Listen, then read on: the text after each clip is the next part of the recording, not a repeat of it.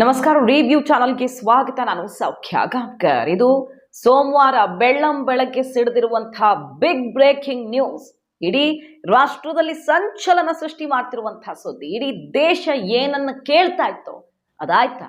ಯಾರಿಂದಾದ್ರೂ ಆಗ್ಲಿ ಅದಾಗೇ ಬಿಡ್ತಾ ಆ ಬಹುದೊಡ್ಡ ಟಾರ್ಗೆಟ್ ರೀಚ್ ಆಗಿರುವಂತಹ ಒಂದು ಬಿಗ್ ಬ್ರೇಕಿಂಗ್ ನ್ಯೂಸ್ ಸಿಡಿದಿದೆ. ಈಗ ಮಾಹಿತಿನ ಮುಂದೆ ಇಡ್ತಾ ಇದೀವಿ. ಮಿಸ್ ಮಾಡಿದ್ರೆ ನಮ್ಮ ಚಾನಲ್ನ ಸಬ್ಸ್ಕ್ರೈಬ್ ಮಾಡಿ, ಹಾಗೆ ನಿಮ್ಮ ಅಭಿಪ್ರಾಯ ಕಮೆಂಟ್ ಮಾಡಿ ತಿಳಿಸಿ. ಎಸ್ ವೀಕ್ಷಕರೇ, ಈಗಾಗಲೇ ಎರಡು ಡಜನ್ ಭಾರತದ ಮೋಸ್ಟ್ ವಾಂಟೆಡ್ ಉಗ್ರರು ಫಿನಿಶ್ ಆಗಿದ್ದಾರೆ, ಮಟಾಶ್ ಆಗಿದ್ದಾರೆ. ಪಾಕಿಸ್ತಾನದಲ್ಲಿ, ಕೆನಡಾದಲ್ಲಿ, ಬೇರೆ ಬೇರೆ ದೇಶಗಳಲ್ಲಿ ವಿಷ ಹಾಕಿ ಸತ್ರೋ, ಅನ್ನೌನ್ ಗನ್ ಮ್ಯಾನ್ಗಳ ದಾಳಿಗೆ ಸತ್ರೋ, ಒಟ್ನಲ್ಲಿ ನಮಗೆ ಬೇಕಾಗಿದ್ದವರು, ನಮ್ಮ ದೇಶದಲ್ಲಿ ಮಾಡಬಾರದನ್ನ ಮಾಡಿದವರು, ಪಠಾನ್ಕೋಟ್ ದಾಳಿ ಇರಬಹುದು, ಮುಂಬೈ 26/11 ದಾಳಿ ಇರಬಹುದು, ಬೇರೆ ಬೇರೆ ಉಗ್ರ ಕೃತ್ಯಗಳು, ಉಧಂಪುರ್ ದಾಳಿ, ಇಂಥ ಎಲ್ಲಾ ಮಾಸ್ಟರ್ ಮೈಂಡ್ಗಳು ಫಿನಿಶ್ ಆಗಿದ್ದಾರೆ. ಲಷ್ಕರ್ ಎ ತೊಯ್ಬಾ ಆಧಾರ ಸ್ತಂಭಗಳೆಲ್ಲ ಕಿತ್ತು ಬಿಸಾಕಿದ್ದಾರೆ ಅನ್ನೌನ್ ಗನ್ ಮ್ಯಾನ್ಗಳು. ಇಷ್ಟೆಲ್ಲ ಆಗಿದೆ. ಹಫೀಜ್ ಸೈಯದ್ ಮಗ, ಎಡಗೈ ಬಲಗೈ ಎಲ್ಲ ಫಿನಿಶ್ ಆಗಿದ್ದಾಗಿದೆ. ಕಿಡ್ನಾಪ್ ಮಾಡಿ ಮುಗಿಸಿರೋದು ಇಲ್ಲ, ಎಲ್ಲೋ ನಡ್ಕೊಂಡು ಹೋಗ್ತಿದ್ದಾಗ, ಮಸೀದಿಗೆ ಹೋಗ್ತಾ ಇದ್ದಾಗ ಹೊಡೆದು ಹಾಕಿರೋದು, ಉಸಿರು ಹೆಸರಿಲ್ಲದಂತೆ ನಿಂತು ಹೋಗಿರೋದು ಎಲ್ಲ ಆಗಿದೆ. ಇದ್ರ ಬಗ್ಗೆ ಭಾರತದ ಕಡೆಗೆ ಬೆರಳು ತೋರಿಸ್ತಿದ್ದಾರೆ ಬೇರೆ ಬೇರೆ ದೇಶದ ನಾಯಕರುಗಳು. ಅದ್ರ ಸಾಕ್ಷಿ ಜಗತ್ತಿನ ಮುಂದಿಡೋ ತನಕ ಅದು ಯಾವುದು ಸತ್ಯ ಅಲ್ಲ. ಇಷ್ಟೆಲ್ಲ ಆಗ್ತಿರೋ ಹೊತ್ತಲ್ಲಿ ಈಗ ಅತಿ ದೊಡ್ಡ ಬ್ರೇಕಿಂಗ್ ನ್ಯೂಸ್. ಅದು ಭಾರತದ ಮೋಸ್ಟ್ ವಾಂಟೆಡ್ ಉಗ್ರ, ಜಾಗತಿಕ ಉಗ್ರ, ಹಣೆಪಟ್ಟಿಯನ್ನ ಕಟ್ಕೊಂಡಿರುವಂತಹ ದಾವೂದ್ ಇಬ್ರಾಹಿಂ ಸಂಬಂಧಪಟ್ಟಂತಹ ಬ್ರೇಕಿಂಗ್ ನ್ಯೂಸ್. ಇಷ್ಟೆಲ್ಲ ತಲೆಗಳು ಉರುಳ್ತಾ ಇರೋ ಹೊತ್ತಲ್ಲಿ ಜನ ಕೇಳ್ತಾ ಇದ್ದಿದ್ದನ್ನೇ. ಹಾಗಾದ್ರೆ ಇಬ್ರಾಹಿಂ ಯಾವಾಗ, ದಾವೂದ್ ಇಬ್ರಾಹಿಂದು ಯಾವಾಗ, ಹಫೀಜ್ ಸೈಯದ್, ಮಸೂದ್ ಅಜರ್ ಸುದ್ದಿ ಬರೋದು ಯಾವಾಗ ಅಂತ ಈಗ ಅಂಥದ್ದೊಂದು ಸುದ್ದಿ ಅಪ್ಪಳಿಸಿ ಬಿಟ್ಟಿದೆ. ದಾವೂದ್ ಇಬ್ರಾಹಿಂಗೆ ವಿಷ ಉಣಿಸಿದ್ದಾರೆ ಯಾರೋ. ಆತನನ್ನ ಟೈಟ್ ಸೆಕ್ಯೂರಿಟಿಯಲ್ಲಿ ಕರಾಚಿಯ ಆಸ್ಪತ್ರೆಯಲ್ಲಿ ಇಡೀ ಫ್ಲೋರಲ್ಲಿ ಆತನ ಒಬ್ಬನನ್ನೇ ಇರಿಸಲಾಗಿದೆ. ಹಾಸ್ಪಿಟಲ್ ಸ್ಟಾಫ್ ಮತ್ತು ಫ್ಯಾಮಿಲಿ ಮೆಂಬರ್ಸ್ ಬಿಟ್ರೆ ಅಲ್ಲಿ ಯಾರಿಗೂ ಪ್ರವೇಶ ಇಲ್ಲದಷ್ಟು ಟೈಟ್ ಸೆಕ್ಯೂರಿಟಿ, ಅಷ್ಟು ರಹಸ್ಯವಾಗಿ ಪಾಕಿಸ್ತಾನ ಪ್ರಯತ್ನ ಮಾಡಿದೆ ಅನ್ನುವಂಥ ಸುದ್ದಿ. ಆದರೆ 15ನೇ ತಾರೀಕು ವಿಷ ಬಿದ್ದು 17ನೇ ತಾರೀಕು ಆತನ ಕಥೆನೇ ಮುಗಿದಿದೆ ಅಂತಾನು ಹೇಳಲಾಗ್ತಿದೆ. ಖಚಿತ ಮೂಲಗಳಿಂದ ಈ ಸುದ್ದಿ ಇನ್ನು ಕನ್ಫರ್ಮ್ ಆಗಬೇಕು. ವಿಷ ಬಿದ್ದಿರೋ ಸುದ್ದಿ ಅಂತೂ ಈಗ ಬಹಳ ಕಡೆಗಳಲ್ಲಿ ಬ್ಲಾಸ್ಟ್ ಆಗಿರೋದು, ಆತ ಕಥೆನೇ ಫಿನಿಶ್ ಆಗಿದೆಯಾ ಅನ್ನೋದ್ರ ಬಗ್ಗೆ ಖಚಿತವಾಗಬೇಕು. ಬಟ್ 15ನೇ ತಾರೀಕು ವಿಷ ಬಿದ್ದು 17ರ ತನಕ ಪ್ರಯತ್ನ ಮಾಡಿ ಕಥೆ ಮುಗಿದಿದೆ ಅಂತ ಹೇಳಲಾಗ್ತಾ ಇದೆ. ಈಗ ಸದ್ಯ ಕೇಳಿ ಬರ್ತಿರುವಂತಹ ಸುದ್ದಿ ಪ್ರಕಾರ ಈಗ ಮುಂಬೈ ಪೊಲೀಸ್ ಟ್ರೈ ಮಾಡ್ತಾ ಇದ್ದಾರೆ ಇದ್ರ ಬಗ್ಗೆ ಸಂಪೂರ್ಣ ಮಾಹಿತಿಯನ್ನ ಪಡ್ಕೊಳ್ಳೋದಿಕ್ಕೆ.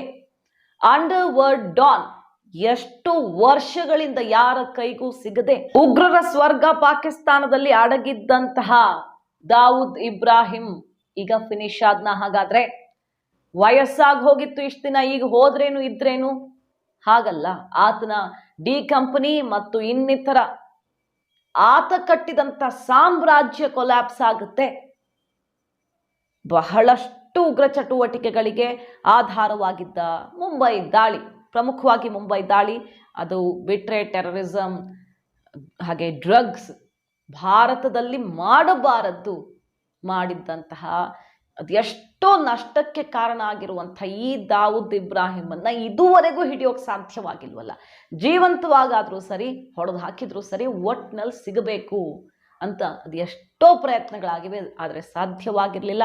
ಈಗ ಅದ್ಯಾರೋ ಆತನ ಶತ್ರುಗಳಿರಬಹುದು, ಪಾಕಿಸ್ತಾನದಲ್ಲಿ ವಿಷ ಉಣಿಸಿ ಆತನ ಕಥೆಯನ್ನ ಮುಗಿಸಿದ್ದಾರೆ ಅಂತ ಹೇಳಲಾಗ್ತಾ ಇದೆ. ಬಟ್ ಹಾಸ್ಪಿಟಲೈಸ್ ಮಾಡಿ ಪಾಕಿಸ್ತಾನ ಬಹಳ ಪ್ರಯತ್ನ ಮಾಡಿದ ಬಳಿಕವೂ ವಿಫಲವಾಗಿರುವ ಬಗ್ಗೆ ಮೂಲಗಳು ವರದಿ ಮಾಡ್ತಿವೆ. ಇನ್ನಷ್ಟೇ ಖಚಿತವಾಗಬೇಕು ಫಿನಿಶ್ ಆಗಿದ್ದಾನ ಅಥವಾ ಕೊನೆಯುಸಿರು ಎಳೆಯೋದು ಬಾಕಿ ಇದೆಯಾ ಅನ್ನೋ ಬಗ್ಗೆ. ಸೊ 2 ಡಜನ್ ಫಿನಿಶ್ ಆಗಿದ್ದಾಯ್ತು. ಅದರಲ್ಲೂ ಪ್ರಮುಖವಾಗಿ LAT ಉಗ್ರರು ಒಬ್ರಾದ್ಮೇಲೆ ಒಬ್ರು ದೊಡ್ಡ ದೊಡ್ಡ ತಲೆಗಳು ಉರುಳಿವೆ. 26/11 ಮಾಸ್ಟರ್ ಮೈಂಡ್ ಸಾಜಿದ್ ಮಿರ್, ಆತನಿಗೂ ಕೂಡ ವಿಷ ಉಣಿಸಿದ ಸುದ್ದಿ ಬ್ಲಾಸ್ಟ್ ಆಯ್ತು. ಇಂಥದ್ದೆಲ್ಲದರ ನಡುವೆ ಈಗ ದಾವೂದ್ ಇಬ್ರಾಹಿಂ ಕಥೆ ಮುಗಿದಿದ್ದೇ ಹೌದಾದ್ರೆ ಇದು ಅತಿ ದೊಡ್ಡ ಸುದ್ದಿ ಆಗುತ್ತೆ ಭಾರತಕ್ಕೆ. ಭಾರತದ ಒಳಗಡೆ ರಾಜಕೀಯವಾಗಿ ಎಲ್ಲ ಬಗೆಯಲ್ಲಿಯೂ ಬಹುದೊಡ್ಡ ಬದಲಾವಣೆಯನ್ನು ತರಬಲ್ಲದು, ಬಹುದೊಡ್ಡ ಪ್ರಭಾವವನ್ನು ಬೀರಬಲ್ಲದು. ಅದನ್ನ ಯಾರು ಮಾಡಿದ್ರು ಅನ್ನೋದ್ರ ಬಗ್ಗೆ ಇದುವರೆಗೂ ಖಚಿತತೆ ಇಲ್ಲ. ಈ ಕೆನಡಾ, ಅಮೆರಿಕ, ಪಾಕಿಸ್ತಾನ ಎಲ್ಲ ಭಾರತದ ಕಡೆಗೆ ಕೈ ತೋರಿಸ್ತಾ ಇದ್ದಾರೆ. ಎಕ್ಸ್ಟ್ರಾ ಟೆರಿಟರಿಯಲ್ ಕಿಲ್ಲಿಂಗ್ ಮಾಡ್ತಾರೆ ಇವರು, ರಾದ ಕೈವಾಡ, ಅಧಿಕಾರಿಗಳ ಕೈವಾಡ, ನಮ್ಮ ಹತ್ರ ಸಾಕ್ಷಿ ಇದೆ. ಅಮೆರಿಕ ಹೇಳ್ತಾ ಇದೆಯಲ್ಲ ಪನ್ನು ವಿಚಾರದಲ್ಲಿ, ಕೆನಡಾ ಹೇಳ್ತಾ ಇದೆಯಲ್ಲ ನಿಜ್ಜರ್ ವಿಚಾರದಲ್ಲಿ. ಆ ಥರ ಆರೋಪಗಳ ಮೇಲೆ ಮಾತಾಡೋದಕ್ಕೆ ಹೋದ್ರೆ ಭಾರತ ನಡೆಸ್ತಾ ಮತ್ತೊಬ್ಬರು ನಡೆಸಿದ್ರ ಒಟ್ನಲ್ಲಿ ಆಗಿದೆ. ಇಷ್ಟು ತಲೆಗಳು ಉರುಳಿವೆ. ಮತ್ತು ಅಮೆರಿಕ ಯಾವ ರೀತಿ ಲಾಡನ್ನ ಹೊಡೆದು ಹಾಕ್ತೋ, ನೇರ ಅಂತೂ ಭಾರತ ಅಂತ ಕಾರ್ಯಾಚರಣೆ ನಡೆಸಿಲ್ಲ. ಅದು ಬೇರೆ ದೇಶಗಳು ಹೇಳ್ತಿರೋದು ಭಾರತನೇ ನಡೆಸಿರೋದು ಅಂತ. ಈ ದಾವೂದ್ ಇಬ್ರಾಹಿಂ ವಿಚಾರದಲ್ಲಂತೂ ಇನ್ನೂ ಅಂಥ ಸುದ್ದಿಗಳು ಯಾವುದು ಬಂದಿಲ್ಲ, ಯಾರು ಮಾಡಿದ್ರು ಏನು ಅಂತ. ಒಟ್ಟಿನಲ್ಲಿ ಸುದ್ದಿ ಮಾತ್ರ ಬಂದಿದೆ.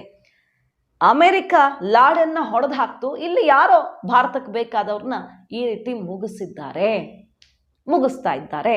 ಒಟ್ಟಿನಲ್ಲಿ ಭಾರತದ ಶತ್ರುಗಳ ಲಿಸ್ಟ್ ಕ್ಲಿಯರ್ ಆಗ್ತಿದೆಯಲ್ಲ, ಅದು ಬಹಳ ಇಂಪಾರ್ಟೆಂಟ್. ರಾಜಕೀಯವಾಗಿಯೂ ಲೋಕಸಭಾ ಚುನಾವಣೆ ಹೊತ್ತಲ್ಲಿ ಇದು ಬಹುದೊಡ್ಡ ಪರಿಣಾಮವನ್ನು ಬೀರಿದ್ರು ಅಚ್ಚರಿ ಇಲ್ಲ. ಈಗಾಗಲೇ ಮೊನ್ನೆ ಪಾರ್ಲಿಮೆಂಟ್ ದಾಳಿ ಆಯ್ತಲ್ಲ, ದುಷ್ಕರ್ಮಿಗಳ ಕೃತ್ಯ. ಆ ಸಂದರ್ಭದಲ್ಲಿ ಪ್ರತಿಪಕ್ಷಗಳು ನಮ್ಮ ರಾಜ್ಯದವರು ಸೇರಿದಂತೆ ಎಲ್ಲಿ ನಿಮ್ಮ ಜೇಮ್ಸ್ ಬಾಂಡ್ ಅನ್ನೋ ಪ್ರಶ್ನೆಯನ್ನ ಮಾಡಿದ್ರು. ಹೊರಗಡೆ ದೇಶಗಳಲ್ಲೆಲ್ಲ ಸುದ್ದಿ ಬರ್ತಾ ಇದ್ದಾವಲ್ಲ, ಅಲ್ಲಿಂದ ಹಾಗಾಯ್ತು, ಇಲ್ಲಿಂದ ಹೀಗಾಯ್ತು, ರಾ ಕೈವಾಡನ ಮತ್ತೊಂದ ಮಗದೊಂದ ಅಂತ. ಪಾರ್ಲಿಮೆಂಟ್ ಅಲ್ಲೇ ಭದ್ರತೆ ಮಾಡ್ಕೊಳ್ಳೋಕಾಗ್ಲಿಲ್ಲ, ಇನ್ನೇನ್ ಮಾಡ್ತೀರಿ ಅಂತ ಪ್ರತಿಪಕ್ಷಗಳು ಹರಿಹಾಯ್ತಿದ್ದಾವೆ. ಯಾರು ಈ ವಿದೇಶದಲ್ಲಿ ಆಗುವಂಥ ಉಗ್ರರ ಹತ್ಯೆ ಬಗ್ಗೆ ಪರ ವಿರೋಧ ಏನು ಮಾಡೋಕ್ಕಾಗಲ್ಲ, ಯಾಕಂದ್ರೆ ಅದು ಯಾವುದು ಅಧಿಕೃತ ಅಲ್ಲ, ಯಾರು ಮಾಡಿದ್ರು ಏನು ಅನ್ನೋದ್ರ ಬಗ್ಗೆ. ಬಟ್ ಪಾರ್ಲಿಮೆಂಟ್ ದಾಳಿ, ಇಂತಹ ಭದ್ರತಾ ಲೋಪ ಹೇಗಾಗೋಕ್ ಸಾಧ್ಯ? ಜೇಮ್ಸ್ ಬಾಂಡ್ಗಳನ್ನೆಲ್ಲ ಇಟ್ಟುಕೊಂಡು ಅನ್ನೋ ರೀತಿಯಲ್ಲಿ ಟೇಕೆ ಮಾಡಿದ್ರು. ಇದು ನಿಜಕ್ಕೂ ಜೇಮ್ಸ್ ಬಾಂಡ್ ಕಾರ್ಯಾಚರಣೆ ಆಗಿದ್ರೆ ನಮ್ಮ ದೇಶದಲ್ಲಿ ಬರ್ದಿದ್ರು, ಹೊರಗಡೆ ದೇಶದವರಾದ್ರೂ ಶುರು ಮಾಡ್ತಾರೆ ಭಾರತ ಇಂಥ ಕೆಲಸ ನಡೆಸಿದೆ ಅಂತ. ಆಗಿದ್ರೆ, ಇದು ನಮ್ಮ ದೇಶದ ಕಡೆಯಿಂದಾನೇ ಆಗಿದ್ದರೆ, ಈಗ ಕೇಳಿ ಬರ್ತಿರೋ ಆರೋಪದ ಪ್ರಕಾರ ಹೊರಗಡೆಯಿಂದ ಎಲ್ಲಿಂದಾರು ಬಂದೇ ಬರುತ್ತೆ ಆ ಸುದ್ದಿ. ಎಲೆಕ್ಷನ್ ಇಯರ್ ಅಲ್ಲಿ ಜಾಗತಿಕವಾಗಿ ಭಾರತವನ್ನು ಟಾರ್ಗೆಟ್ ಮಾಡದಂತೆ ಕಂಡು ಬಂದ್ರು, ಭಾರತದಲ್ಲಿದು ಬಿಜೆಪಿ ಕೇಂದ್ರ ಸರ್ಕಾರಕ್ಕೆ ಬಹುದೊಡ್ಡ ಬಲವೇ ಆಗಬಹುದು. ಕಾದ್ ನೋಡೋಣ. ಮಾಹಿತಿ ನಿಮ್ಗೆ ಇಷ್ಟ ಆಗಿದ್ರೆ ಮಿಸ್ ಮಾಡಿದ್ರೆ ನಮ್ಮ ಚಾನಲ್ನ ಸಬ್ಸ್ಕ್ರೈಬ್ ಮಾಡಿ, ಹಾಗೆ ನಿಮ್ಮ ಅಭಿಪ್ರಾಯ ಕಮೆಂಟ್ ಮಾಡಿ ತಿಳಿಸಿ. Thank you.